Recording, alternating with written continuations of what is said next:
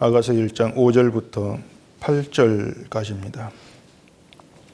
예루살렘 딸들아, 내가 비록 거무나 아름다우니 게달의 장막 같을지라도 솔로몬의 휘장과도 같구나. 내가 햇볕에 쬐어서 거무스름 할지라도 흘겨보지 말 것은 내 어머니 아들들이 나에게 노하여 포도원 지기로 삼았음이라. 나의 포도원을 내가 지키지 못하였구나. 내 마음으로 사랑하는 자야, 내가 양치는 곳과 정오에 쉬게 하는 곳을 내게 말하라. 내가 내 친구의 양떼 곁에서 어찌 얼굴을 가린 자같이 되랴. 여인 중에 어여쁜 자야, 내가 알지 못하겠거든. 양떼의 발자취를 따라 목자들의 장막 곁에서 너의 염소 새끼를 먹일지니라. 아멘. 기도하겠습니다. 우리가 말씀을 펴게 되어지면 하나님의 사랑에 대해서 듣게 됩니다. 우리는 사랑을 받았고 사랑을 아는 것처럼 생각하지만 이 땅을 살고 있는 우리의 모습을 돌아보면 도무지 사랑 가운데 있는 것이라 할 수가 없습니다. 오늘도 이 아가서의 사랑 이야기를 통해서 주의 사랑이 무엇인지를 알아가게 하시고 그 사랑의 세계로 깊이 들어가는 이 시간 되게 해주시옵소서. 예수님 이름으로 기도합니다. 아멘. 아가서는 그 솔로몬 왕과 술람 여인의 사랑 이야기를 통해서 예수 그리스도의 사랑을 미리 우리에게 이야기해 주는 그런 성경이라고 말씀을 드렸죠. 그래서 이 왕이 여인을 사랑하는 것, 또 여인이 그 사랑에 대해서 얘기하는 것, 이러한 내용들에서 그 사랑의 특징이 이제 나타나게 되어 있습니다. 그 사랑의 특징이 나타났을 때 그걸 우리가 생각하면서 이제 우리를 사랑하시는 예수님의 사랑의 특징이 무엇인가, 그걸 우리가 찾아가야 되는 것이죠. 그게 아가서를 보면서 우리가 늘 중점에 두어야 될 내용이라고 할 수가 있습니다. 솔로몬 왕의 사랑을 받은 여인이 오늘 본문에서 이제 사랑받은 자기에 대해서 이런 얘기를 합니다. 5절 보겠습니다. 예루살렘 딸들아, 내가 비록 거무나 아름다우니 게달의 장막 같을지라도 솔로몬의 휘장과도 같구나. 내가 햇볕에 쬐어서 거무스름 할지라도 흘겨보지 말 것은 내 어머니 아들들이 나에게 노하여 포도원 지기로 삼았음이라. 나의 포도원을 내가 지키지 못하였구나. 이렇게 여인이 이제 얼굴이 검다 그러죠. 얼굴이 검은데 그 검은 이유가 햇볕에 쬐어서 그렇다는 겁니다. 그리고 그것은 내 어머니 아들들이죠. 오빠죠. 그 오빠들이 여동생인 술람미에게 포도원의 모든 일을 다 시켰다는 거예요. 그래서 하루 종일 일하느라고 햇볕에 타서 얼굴이 검다, 이렇게 얘기합니다. 이 성경 주석가들은 이 술람 여인의 오빠들 이복 오빠라 이렇게 얘기를 합니다. 여동생이 미워서, 이복이 동생이니까 미워서 일을 시켰다, 이렇게 해석하는데 그럴 수도 있죠. 근데 전혀 그 중요한 얘기가 아니고, 그렇게 포도원에서 일만 하느라고 얼굴이 이제 검어졌다는 거죠. 그만큼 이제 볼품 없는 모습이다, 그런 표현이겠죠. 그러니까 이 어떤 볼품이 없는 모습, 뭔가 이제 사랑을 받을 만한 그런 얼굴이 못 되는 그런 얘기를 하고 있는 것입니다. 그러니까 왕의 사랑을 받는다 했을 때 얼굴이 예쁘다 하는 이것은 사랑의 조건이 되는 것은 당연한 것이죠. 왜냐하면 솔로몬은 세상의 모든 걸 거의 다 가졌다고, 세상에서 제일 가는 부유한 그런 자고 또 왕이기 때문에 권력까지 누리는 그런 자리에 있습니다. 재물이나 어떤 권력이 있어서 솔로몬을 따라올 자가 없을 만큼 최고의 누리고 있는 그런 솔로몬인데, 그런 솔로몬이 뭐 어떤 여인의 배경을 보고 돈을 보고 사랑을 하지는 않았을 거라고 하는 거죠. 그러면 남은 것은 얼굴의 아름다움밖에 없다는, 여자에게서. 근데 그 아름다움이라고 하는 것이 술람이란 여인에게는 없다는 것입니다. 얼굴이 타서 거묻게 됐는데 왕이 사랑받을 만한 그런 얼굴이 못 된다는 거죠. 그러니까 우리가 늘 어떤 하나님의 사랑에 대해서 생각을 하는, 기독교인 생각하는 어떤 사랑받을 조건, 이러한 것이 여인에게 없다. 근데 그 여인에게 왕의 사랑이 향하게 되었다고 하는 것이죠. 그러니까 우리가 이제 이런 것부터 생각할 문제가 뭐냐면 늘 우리에게 어떤 사랑받을 조건은 없다는 겁니다. 내가 어떤 하나님의 사랑을 받을 만한가 이런 생각 자체가 그 사랑을 모른다는 의미가 될 수밖에 없다고 하는 것이죠. 이 왕의 사랑을 두고 얘기할 수 있는 것은 왕이 너를 사랑했다 이것밖에 없는 거예요. 내가 이런 여인이 때문에 사랑했다 이건 없는 거예요. 그냥 여왕이 너를 사랑했어. 왜 사랑합니까? 물으면은 거기에 뭐라 답할 수 없는 것이죠. 왜라는 조건이 인간에 없으니까. 왜 사랑했습니까? 거기엔 답이 없는 거예요. 내가 너를 사랑한다. 그게 전부일 뿐이라고 하는 겁니다. 그러니까 왜 사랑합니까라는 물음을 우리가 할 수가 없다는 것이죠. 내가 너를 사랑하기로 했다. 이게 전부인 거예요. 그러면은 사랑을 받은 자 입장에서는 이제 그게 이상하게 다가와야 한다는 겁니다. 왜 나를 사랑하지?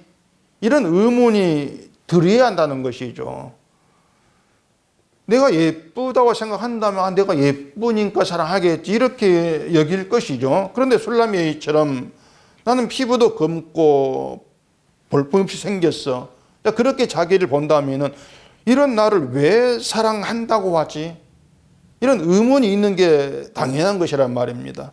이러한 것이 뭔가 하면은 그 예수님의 사랑에 대한 신자의 의문이 되어야 한다는 거예요. 의문이 없는 어떤 주님의 사랑으로 향하는 거, 이건 저는 이상하게 봅니다. 왜 의문이 없지? 그러니까 예수님이 우리를 사랑할 수 있는 게 아무것도 없는데 나를 사랑한다. 나의 모든 저주를 짊어지고 십자가에 죽어졌다 했을 때 왜 나를 위해서 이런 의문이 나오지 않는다는 결국 나를 생각지를 않고 있다는 것이죠. 그냥 예수니까 뭐 구세에 오신 분이니까 당연히 세상에 어떤 구원을 위해서 죽는 게 맞지. 결국 예수님을 뭐 죄 용서 구원의 전문가 이런 식으로 여기버리는 그런 결과밖에 안 되는 거예요. 근데 대개 기독교인들이 보면은 예수님의 사랑을 아무 의문도 없이 마치 당연한 것처럼 받아들이고 있다고 할 수가 있는 겁니다. 뭐 의문이 있다고 해봐야 하나님이 나를 사랑하신다고 하는데 왜 나가 이렇게 힘들게 사나? 그런 의문밖에 없는 거예요. 이런 것들이 평소에 예수님의 사랑에 대해서 관심도 없고 생각지도 않고 살아간다고 할 수가 있는 것이죠. 에베소서 3장을 보십시다. 에베소서 3장 17절입니다. 믿음으로 말미암아 그리스도께서 너희 마음에 계시게 하시옵고 너희가 사랑 가운데서 뿌리가 박히고 터가 굳어져서 능히 모든 성도와 함께 지식에 넘치는 그리스도의 사랑을 알고 그 너비와 길이와 높이와 깊이가 어떠함을 깨달아 하나님의 모든 충만하신 것으로 너희에게 충만하게 하시기를 구하노라. 에베소 교회를 위한 바울의 기도죠.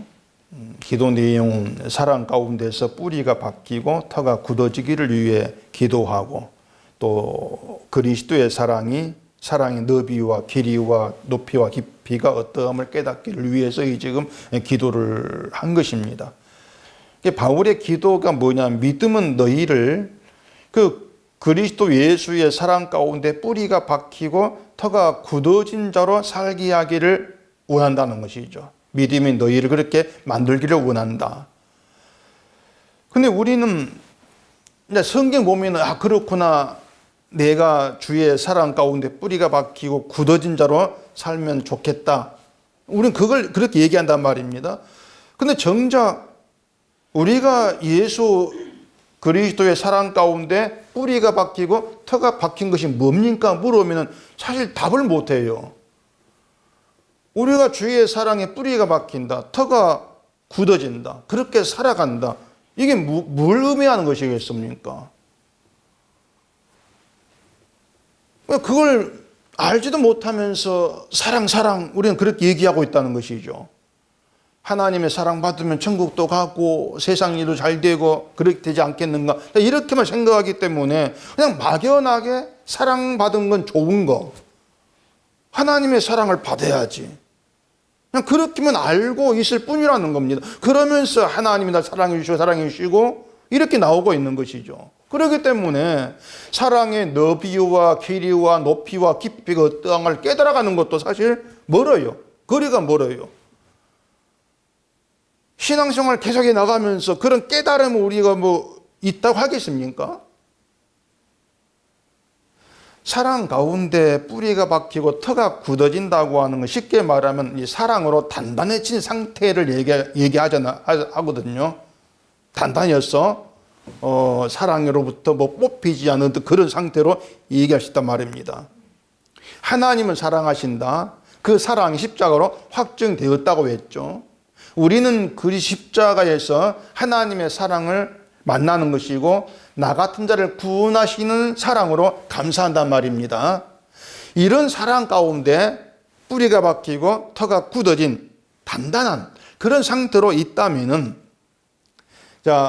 세상에서 고난의 길로 가고 또 어떤 힘들고 잘 안 되는 일이 있다 할지라도 변하지 않을 건 사랑에 대한 감사란 말이에요.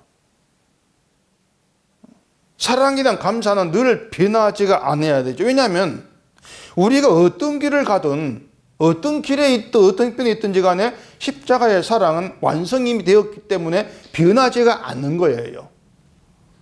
그렇기 때문에 어떤 형편 가운데서도 그 주님의 사랑은 나에게서부터 변하지 않고 늘 감사함으로 나와지게 되어지는 이게 사랑 가운데 뿌리가 박히고 터가 굳어진 상태라는 것입니다. 그럼 믿음이 우리를 그런 사랑의 상태로 만들어간다. 그럼 믿음이 하는 일은 뭐겠습니까? 주가 하신 일이 뭐겠고.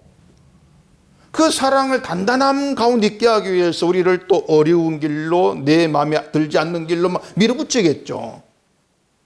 그런 가운데에 사랑이 무언가를 깨닫게 만들어 가시겠죠. 그게 주의 일하심인데 우리는 사랑받는 것을 내가 잘 되는 걸 생각하기 때문에 그 사랑을 만나지를 못하는 거예요. 알지도 못하는 것이고. 그러면서 늘 주가 나를 사랑하지 않는 것인가 어떤 의문, 의심 그런 생각만 하게 되지 않습니까? 심지어는 우리가 죄의 길로 가고 또 불의하고 하나님의 원수된 모습만 자꾸 드러내고 살고 있음에 불구하고 그러한 나를 쫓아오시면서까지 사랑하신다. 이러한 걸 믿음으로 알게 되어질 때에 사랑이 이런 것이구나 하는 가운데에서 그 감사는 깊어지는 거예요.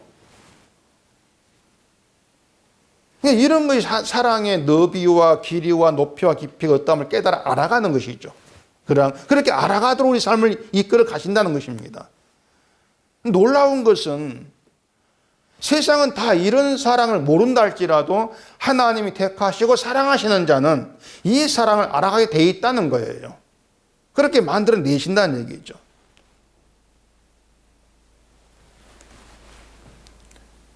근데 또 한편으로 보면은 참 우리의 신앙생활에서 어려운 것이 이제 그런 거죠. 사랑을 알아간다는 거.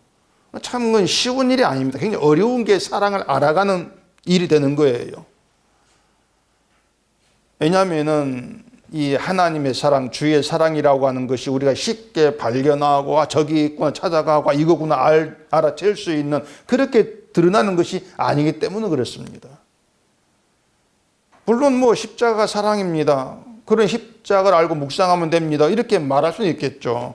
그처럼 십자가를 사랑을 알아가는 게 그게 말처럼 쉽지가 않다는 것이니까요. 학교에서 영어 배우는 것처럼 그렇게 배워서 알게 되는 그런 게 아닌 거예요. 이사야 45장에 보면은 하나님을 숨어 계시는 하나님이라고 얘기합니다. 숨어 계신다. 숨어 계시는데 도무지 어디에 숨어 계시는지 알 수 없는 분이 하나님이에요. 그렇게 하나님 숨어 계셔서 일하셨는데 우리는 마치 하나님이 어디 알고 있는 것처럼 잘 아는 것처럼 그 하나님 어디 계실까 누구실까 알아가려는 생각도 없다는 얘기예요. 하나님이 숨어 계신다고 했을 때 하나님을 사랑이시라고 했죠. 그럼 사랑도 숨어 계신다 이렇게 말하는 게 맞지 않습니까? 사랑도 숨어 있는 거예요. 우리가 저기가 사랑이 있구나 알아채고 알 수 있는 그런 사랑이 아니라는 겁니다. 그 사랑을 받은 여인이 자기를 검은 아름답다 이렇게 얘기를 했고 또 거무스름하지만 흘겨보지 말아라 이렇게 얘기하죠. 검은 모습만 보고 나를 볼품는 그런 얼굴로 평가하지를 말라는 것이에요. 그러니까 너희는 나를 평가할 때 내 검은 것 보고 그렇게만 보고 평가할 게 아니냐, 그런 얘기죠. 근데 나는 본래 검은 얼굴이 아니야. 그래서 자기를 변명을 하고 있는 겁니다. 이런 내용들이 이제 어떤 의미를 담고 있는지를 알아가는 게 참 쉽지가 않습니다. 알아가서 굉장히 어려워요. 그래서 여인이 자기를 두고 검은 아름답다 이렇게 얘기하고 또 흘겨보지 말라고 하는 것은 너희가 보기엔 내가 검고 볼품이 없지. 그렇지만 왕이 이런 나를 사랑한다는 거예요. 왕은 이런 나를 사랑해. 그처럼 왕의 그 사랑의 관계, 왕의 사랑받고 있는 사랑 안에 있는 나는 검으나 검지 않는 거야. 난 아름다운 거야. 그렇게 자기를 얘기하고 있는 것이죠. 그러니까 너희는 다 나를 검고 못생긴 얼굴로 본다 할지라도 나는 왕의 사랑 때문에 딴 거 다 필요 없다는 거죠. 왕의 사랑 때문에 난 아름다운 자야. 그게 여인이 자기에 대한 얘기예요. 다시 말해서 사랑받은 자라는 그 사랑을 기준으로 해서 자기를 보는 거. 얼굴이 검다. 그게 기준 아니고 나는 왕의 사랑받은 자다. 누가 나를 검다고 해? 누가 나를 흘겨봐? 그 사랑을 기준으로 자기를 보고 있는 여인의 말이라고 할 수가 있는 거죠. 이렇게 했을 때 이게 우리가 이제 어떤 하나님의 사랑을 얘기했을 때 신자됨에 대해서 잘 생각해 봐야 될 내용이 되는 것입니다. 이 세상은 신자를 바라볼 때 그렇죠. 넌 하나님 믿는 사람, 너 교회를 다니고 또 하나님을 사랑하는 거, 세상은 이런 건 좀 알고 있습니다. 사랑받을 교회 가고 천국 갈 교회 가고 이런 것 좀 알고 있는 것이죠. 그런데 그 사랑을 받고 있고 어떤 하나님을 믿는다는 표를 세상 자기들 눈에 보이는 대로 평가를 합니다. 그러다 보니까 뭐 가난하고 일도 안 되고 막 실패하고 이러면 네가 하나님 믿는 게 뭔데? 네가 하면 하나님 뭐 하노? 너를 사랑한다고 하면 왜 너를 가만히 놔두고 있노? 조롱을 하죠. 마치 흘겨보는 것 같단 말이에요. 흘겨보는 것처럼. 그런 가운데에서 만약 하나님의 사랑에 견고하지 못한다면 그런 세상 시각 속에 흔들리는 것이죠. 나부터 흔들리면서 마치 하나님이 나를 사랑하지 않는 것처럼, 그러니까 사랑의 증거 나에게 아예 없는 것처럼, 그래 내가 뭔가 문제가 있어가지고 사랑하지 않는 건 아닌가? 이런 느낌을 갖게 되는 것이죠. 근데 말씀을 드린 것처럼 하나님 숨어 계시는 분이기 때문에 하나님의 사랑도 이거구나 알아챌 수 있게 확실하게 드러나는 게 아니에요. 아무리 보고 또 찾으려고 할지라도 어디에 사랑이 있는지 도무지 알 수 없게 존재하는 거, 이게 사랑이라는 얘기입니다. 그래서 하나님이 알게 하지 않으면 알 수 없는 게 사랑이다. 근데 그 사랑이 뭔가 내가 느낌이 있어지고 그 사랑이 정말 좋다는 어떤 그런 마음으로 움직인다면은 그거야말로 그 복된 것이죠. 그런 가운데에서 야야 너희들 나 흘겨보지 마 이런 말이 나오는 거예요. 자신감이. 그게 신자됨이라니까요. 내 못난 것 때문에 뭔가 저들보다 못하는 것 때문에 조롱을 하고 너 믿는 게 뭔 나왔을 때 개가 죽어버린다. 그건 이미 사랑 가운데 있는 게 아니죠. 그들 세상 기준을 가지고 나를 보는 것이죠. 그래 개가 죽는 것이죠. 근데 세상 기준은 다 묵살해버리고 하나님의 사랑만 기준에서 본다면은 그 사랑 안에서 신자는 아름다운 자이고 그렇게 뒤바뀌어 버리는 거예요. 예수님도 그랬어요. 예수님도 예수님의 사랑에 주어진 자를 절대 세상 기준으로 보지 않죠. 요한계시록을 보십시다. 요한계시록 2장입니다. 요한계시록 2장 8절. 서머나 교회의 사자에게 편지하라. 처음이며 마지막이요 죽었다가 살아나신 이가 이르시되 내가 내 환난과 궁핍을 알거니와 실상은 내가 부요한 자니라. 자칭 유대인이라는 자들의 비방도 알거니와 실상은 유대인이 아니고 사탄의 회당이라. 자, 서문학 교회의 환난과 궁핍을 예수님이 다 안다, 다 알아, 이렇게 말씀하고 있잖아요. 자, 우리가 생각하고 원하는 그 주의 사랑은 이런 거죠. 우리가 가난하고 힘든 걸 주가 아시면 우리를 도와서 가난과 어려움에서 벗어나게 하실 것이다. 우리 그렇게 늘 생각한단 말입니다. 우리가 원하고 찾는 사랑은 그런 거예요. 내 지금 형편을 주가 아실 거니까 도와주겠지, 이런 거란 말입니다. 근데 예수님이 서문학 교회를 두고 하신 말씀은 실상은 네가 부유하다는 거예요. 가난한데 궁핍한데 내가 볼 때는 뭐 부유해. 넌 궁핍한 것이 아니야. 예수님 보실 때는 이미 부유하기 때문에 부유한 자를 또 부유하게 할 것이 없잖아요. 이 부유한데. 그게 주님께서 보시는 신자에 대한 기준이고 주의 어떤 그 평가라, 이렇게 얘기할 수 있단 말입니다. 근데 부유한 자를 가리켜서 자칭 유대인이라는 자들의 비방이 있다는 것이죠. 그 비방 내가 알아. 주님은 안다는 거예요. 아는데 그 비방한 자들 주가 치지를 아니신단 말입니다. 왜냐하면 이미 그들은 사탄의 회당이니까. 놔둬도 돼, 이거예요. 놔둬도 돼. 이런 관계 속에 있는 게 신자라는 걸 안다면은 세상이 뭐 눈에 보일 때 잘 살든 잘 되든 나는 대신 막 실패하고 안 되든 거기에서 어떤 요동칠 게 없는 거죠, 사실은. 사랑을 안다면은.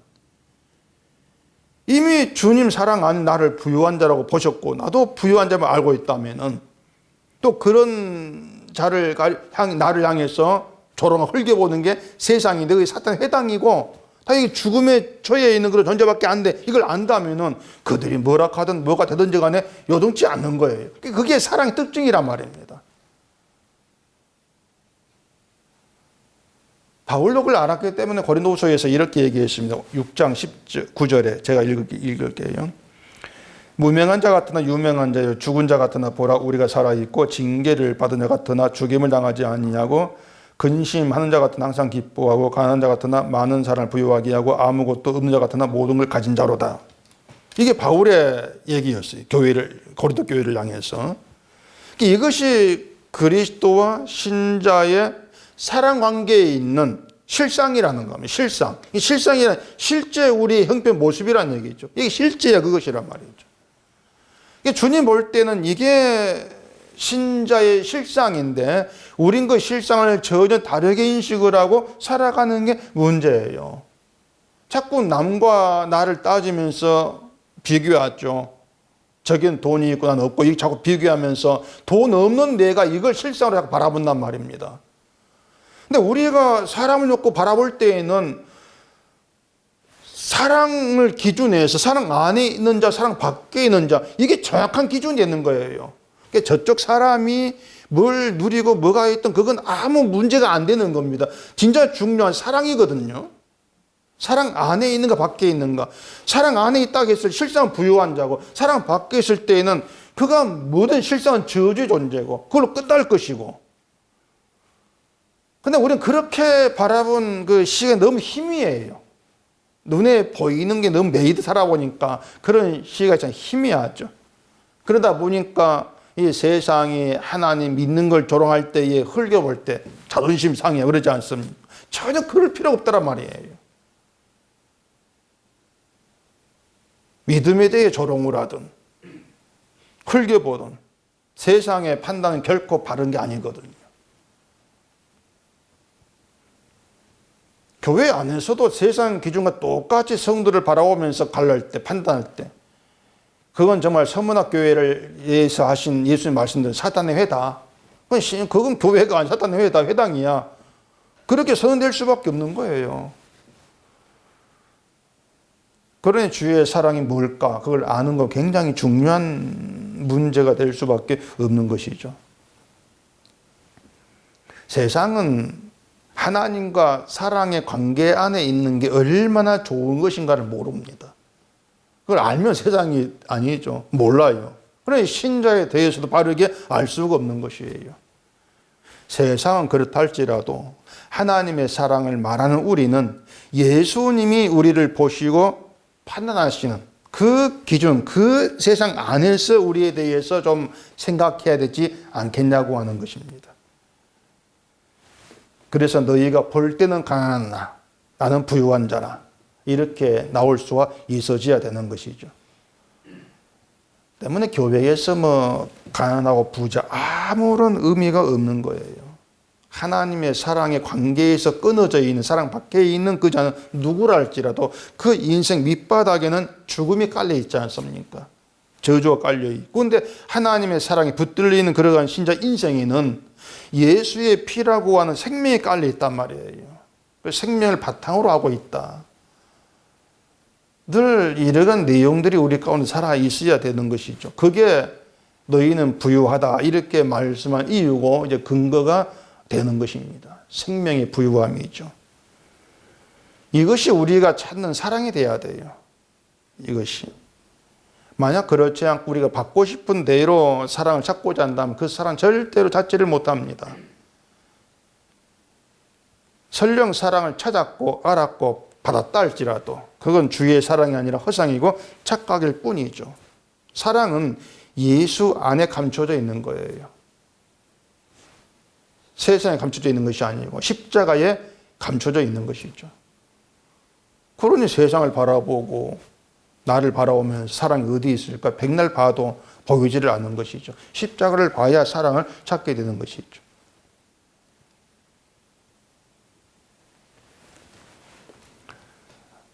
여인이 햇볕에 쬐어서 거무스름하게 된 것이 오빠들이 자기를 포도원 지기로 삼고 일을 많이 시켜서 그렇게 된 것이라고 했죠. 그런데 여인이 포도원을 내가 지키지를 못했다 이렇게 얘기합니다. 포도원 나갔다는 얘기예요. 포도원 떠났어.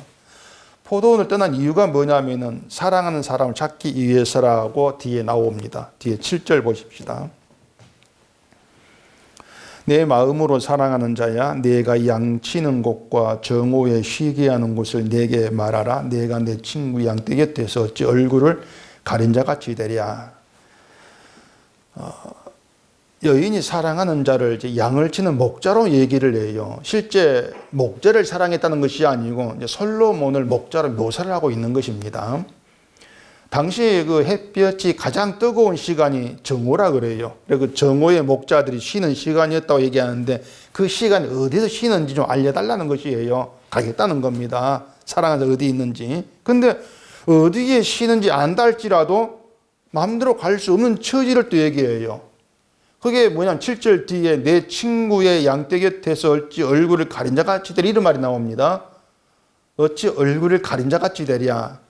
지금이야 뭐 사랑하는 사람이 여기 있어요 가면 되죠. 근데 사랑하는 사람과 다른 목자가 같이 쉬고 있는 자리에 여자가 얼굴을 가리고 나타나는 것을 그 당시에는 남자를 찾는 창녀 행동을 간주했습니다. 얼굴을 가리고 나타나는 것을 창녀 행동.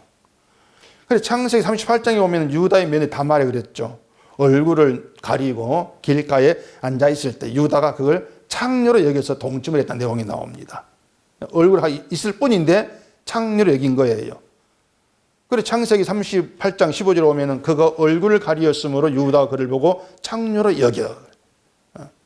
다말이 나와 자자 이렇게 아니었습니다. 앉아 있는데 다마 그 유다가 창녀네 그거예요. 그러니까 얼굴을 가렸다고 하는 것이 남자를 구하는 창녀 이렇게 간주했던 것이죠. 그래서 지금 여인은 창녀로 오해받을 수밖에 없다 할지라도 이제 사랑하는 사람 그리워서 찾아 나선 것인데 어디에 있는지 알려달라는 하나의 호소 이렇게 얘기할 수가 있는 것. 그만큼 이제 사랑한 사람을 그리워하고 찾고자 하는 마음이다. 이렇게 말할 수가 있는 거죠. 자, 그런 점에 우리가 생각해 본다면 이 주의 사랑이라고 하는 건 그 사랑을 그리워하게 만드는 것이고 찾게 만들어낸다는 겁니다.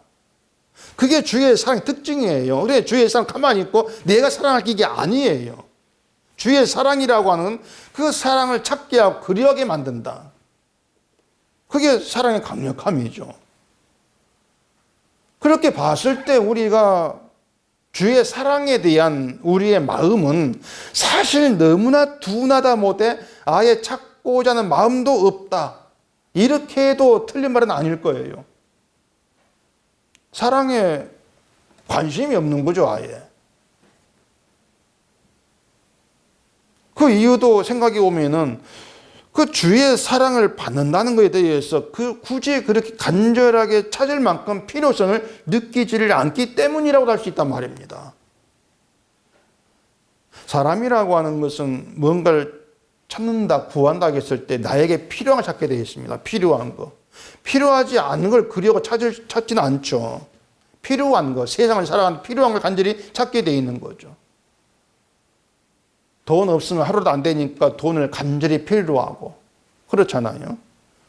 근데 교회를 다니고 살아보니까 굳이 뭐 예수의 사랑이라고 하는 것이 필요치 않더라는 걸 느끼게 된 거예요. 교회는 그냥 뭐 내 종교 기독교니까 다니는 것이고 또 믿어오던 하나님이니까 믿는 것이지, 내 인생에서 없으면 안 되는 절대적으로 필요한 것, 이런 간절한 바람이라고 하는 사실 없다고 할 수밖에 없는 겁니다. 그게 우리 실상이라고 해도 틀린 말은 아니죠. 초등학교 2학년이 쓴 글이라고 하는데 이런 내용이 있습니다. 그 초등학생 시인데, 엄마가 있어 좋다, 나를 이뻐해 주어서. 냉장고가 있어 좋다, 나에게 먹을 걸 주어서. 강아지가 있어 좋다, 나랑 놀아주어서. 아빠는 왜 있는지 모르겠다. 그게 그 초등학생 시였어요. 아이의 시각에서 나와 놀아주고 뭐 이뻐해주고 뭐 그렇게 실질적으로 나에게 필요하고 좋은 그런 아빠를 생각했다는 거죠. 근데 그건 아빠가 아니니까 아빠가 왜 있는지 모르겠어, 이런 것을 이제 글로 얘기를 한 거죠. 근데 곰곰이 생각해 보면은요, 기독교인들이 하나님을 그렇게 생각하는 것 같아요. 세상에서 실질적으로 아무 도움도 안 된다고 생각하는 그런 하나님, 그런 하나님이 인간에게 왜 있는지 모르겠다, 또 이런 반응이 나올 수밖에 없는 거예요. 그러니 교회는 정말 필요한 하나님을 자꾸 바꿔 얘기를 하는 것이죠. 당연히 도와주는 하나님 필요합니다. 그거 찾아라, 이런 얘기예요. 교회 나와 찾아라.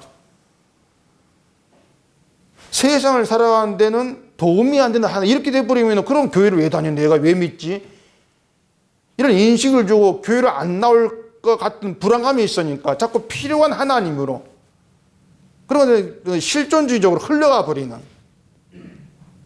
그렇게 현상으로 나올 수밖에 없다고 하는 거죠. 용서에 대해서, 사랑에 대해서도 그래서 안일하게만 자꾸 생각한단 말입니다. 성경에 하나님의 사랑을 말한다면 그것은 하나님의 사랑을 받지 못하면 아무 희망이 없는 절망인 존재일 뿐이다, 이러한 시각에서 사랑을 얘기합니다.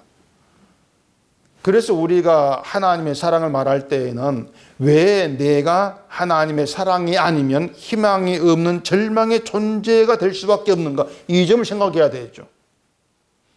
왜 사랑이 아니면 안 될까? 따라서 하나님 사랑을 안다?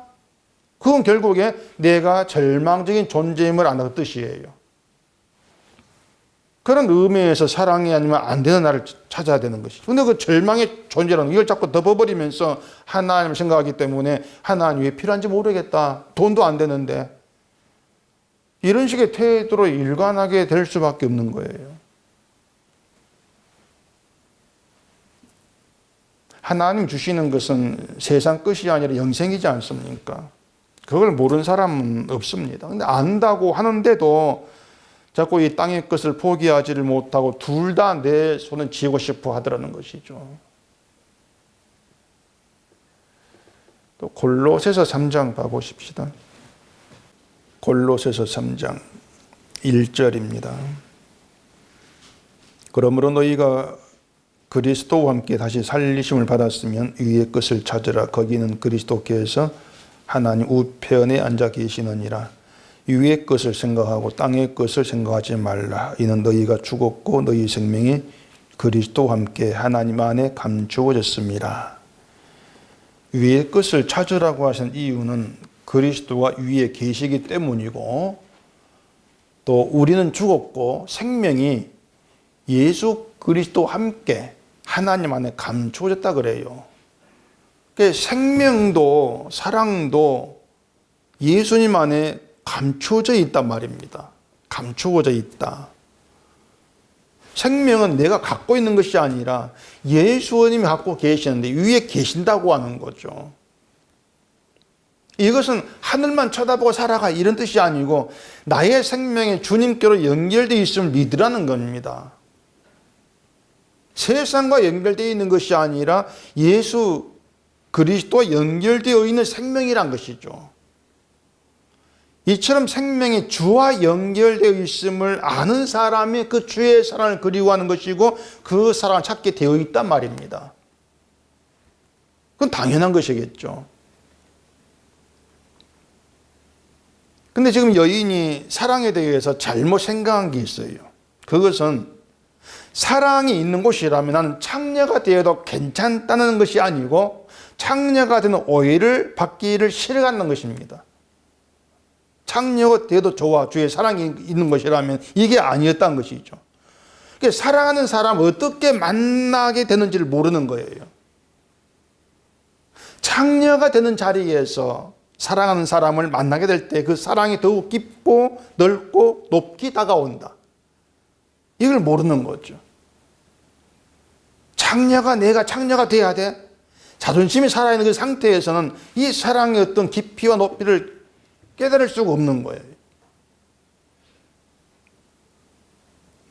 창녀가 되었는데 그 창녀가 된 자리에서 사랑을 만났고 그 사랑에 변함없이 나를 사랑하고 있다. 이걸 알게 되었을 때에 그때는 그 사랑이 나에게 너무 크고 과분한 것이었다. 이걸 알게 되는 것이죠. 사랑 그렇게 전개가 돼야 돼요. 난 창녀가 될 수밖에 없는 그런 존재밖에 안 돼. 난 저주의 그런 존재밖에 안 돼. 그 자리에서 사랑을 만나게 되었을 때 이 사랑이 너무 나에게 과분한 거야. 그러니까 사랑이 어떤 높고 깊고 큰 사랑, 다가오는 너무 과분한 사랑. 그렇게 다가왔을 때 사랑이 크게 느껴진다고 하는 것이죠.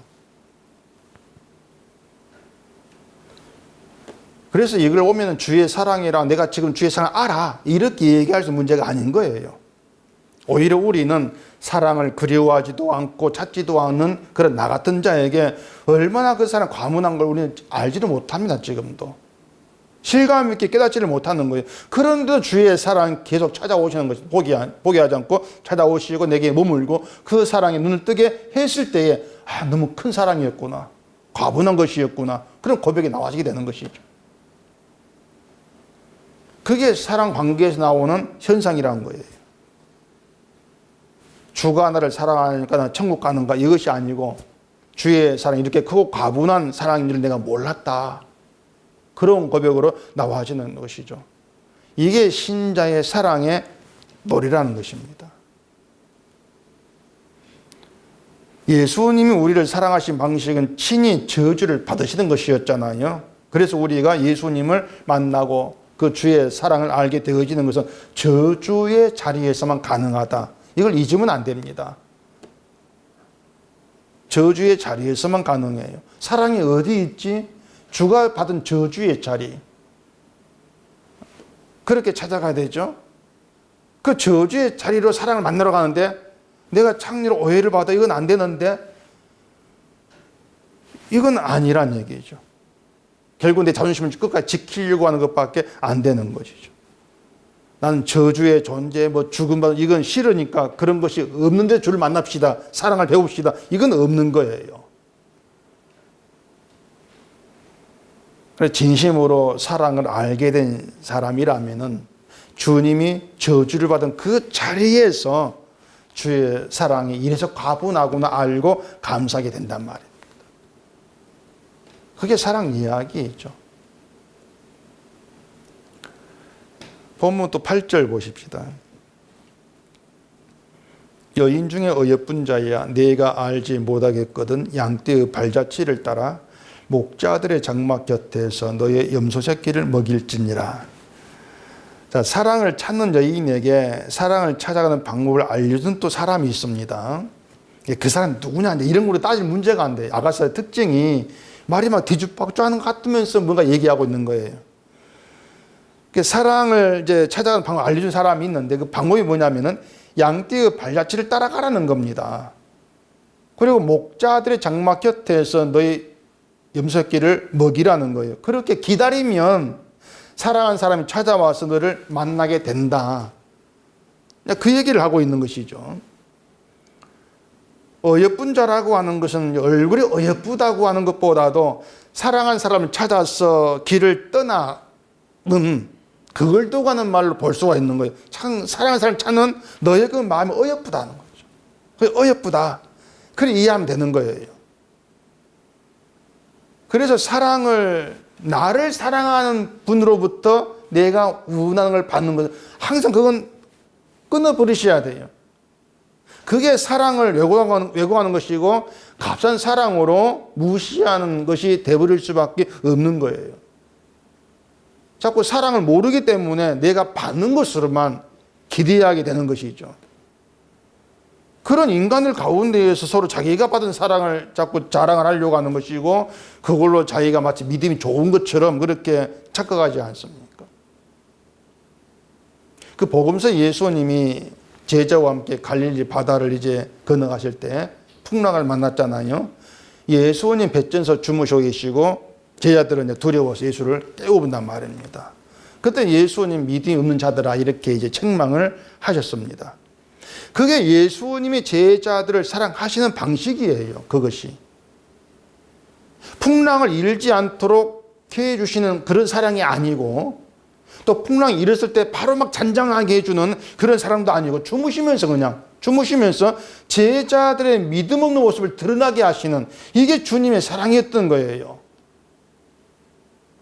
그러면서 예수를 따라가는 그들이 믿음 없는 존재임을 알게 하는 그것.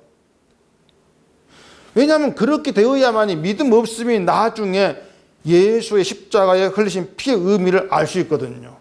그 피가 믿음 없는 자기를 위한 피였구나. 나를 위한 피였구나. 이렇게 알아간단 말입니다. 예수님이 세상을 떠나고 없는 세상이 중요한 것은 뭘 소유하고 살아가느냐 이것이 아니고 무엇을 믿느냐. 그 사랑을 아느냐. 이게 중요한 것이에요. 그리고 우리가 세상을 살아가면서 배울 게 바로 그거란 말입니다. 양떼의 발자취를 따라 이렇게 얘기를 하는데 그 양떼들은 목자를 알고 목자를 따라갔던 양떼라고 할 수가 있죠. 쉽게 말하면은 예수님을 따르고 복음을 전해서 사도들도 양떼에 속한단 말입니다. 그 양떼의 발자취를 따라간다 해보십시다. 뭘 발견하게 되겠습니까? 예수를 따라갔던 양떼, 사도의 발자취를 우리가 따라간다. 그럼 우리 또 발견하게 되어지는 거. 나도 사도의 발자취를 따라 잘 가고 있구나. 이렇게 되겠습니까? 그건 아니잖아요. 양떼의 발자취를 따라가게 되어지면 드러나는 것은 우리가 걸어오면서 우리가 살아오면서 남긴 발자취라는 것들은 몽땅 이 세상 걸 바라고 쫓았던 죄의 발자취였구나. 우리는 그렇게 볼 수밖에 없는 거예요. 양떼의 발자취를 따라간다는 것은 뭔가 믿음 잘 자라고 따라가는 것이 아니고 자꾸 내가 누구인가를 발견하며 가는 길을 말하는 것입니다. 그랬을 때 양떼가 있는 거기에 목자가 있고 그 목자의 사랑이 뭔가 알 수가 있는 것이죠. 그 얘기를 하고 있는 거예요. 내가 주의를 사랑을 받을 만하고 내가 천국 갈 만하고 내가 예수를 믿고 이런 모든 것들이 다 어리석은 것이었구나. 내가 나를 모르는 것이었구나. 이걸 알게 되어지는 것이죠. 그래서 주님께서 우리를 다스리시고 우리에게 사랑으로 하시는 일들은 제자들이 하신 것처럼 풍랑을 만나게 하시고 그 가운데 내 믿음 없음을 드러나게 만들어 가시는 것이란 말입니다. 그렇게 해서 왜 주가 사랑으로 오지 않으면 안 되는가? 이걸 알게 하시는 것이죠. 그래서 주의 사랑은요, 내가 잘 되는 거기 자꾸 보려고 하지 마시고 내가 실패하고 안 되는 자리에서 나와지는 나의 죄됨, 나의 불의함, 나의 악함, 거기에서 사랑을 보는 게 맞죠. 사랑 거기에 있으니까. 나의 모든 죄를 지고 돌아가신 십자가, 거기에 사랑이 있으니까.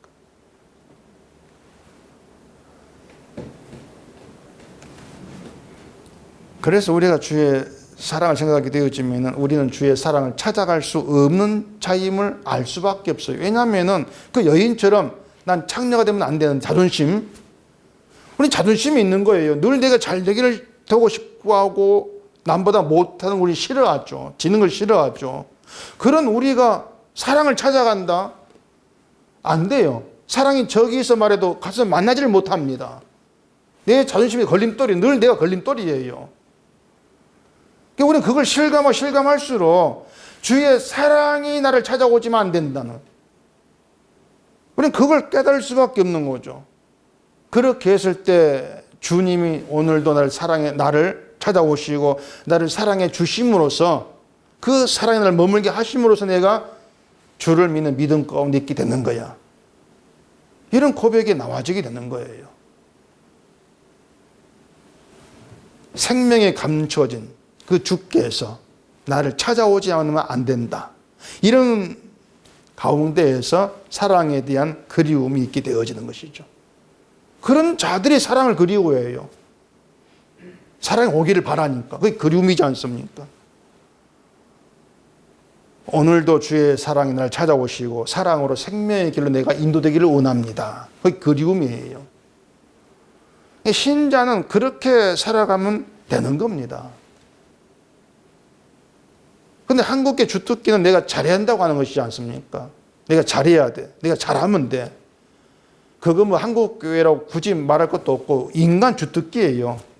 내가 잘해야 된다. 그러니까 내가 잘해야 된다는 것은 찾아오는 주의 사랑은 필요 없어. 내가 찾아갈게. 그거 같은 거예요. 다시 말하지만 우리는 주를 사랑할 수 없는 자들입니다. 그건 분명한 사실이에요. 사랑 못해요.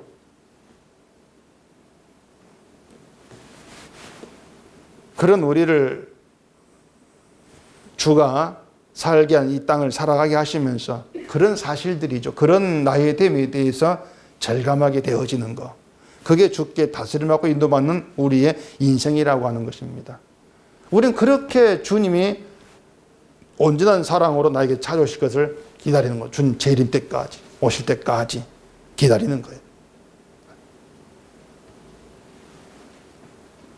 우리에게 나올 수 없는 사랑인데, 사랑인 주가 나에게 오셔서 나로 하여금 주를 바라보게 만들어 가신다. 오늘도 그렇고 내일도 내가 살아있다면 또 그럴 것이고, 그렇게 주의 사랑을 그리워하는 것, 그게 신자됨이라는 겁니다. 그런 그리움이 있다는 것이 하나님께서 사랑 우리를 간섭하시고 이끌어간 증표가 되는 것이죠. 우리는 그런 것을 감사하는 거예요. 그게 신자됨이니까. 다른 복잡하게 우리 신자됨을 생각할 거 없는 겁니다. 사랑이 무엇인가 알아가면서, 내가 누구인가 알아가면서, 사랑이 오지 않으면 안 되는 나, 늘 그 생각 속에서 오늘도 사랑이 그립습니다. 그런 고백, 그런 고백인 우리가 되기를 바랍니다. 기도하겠습니다.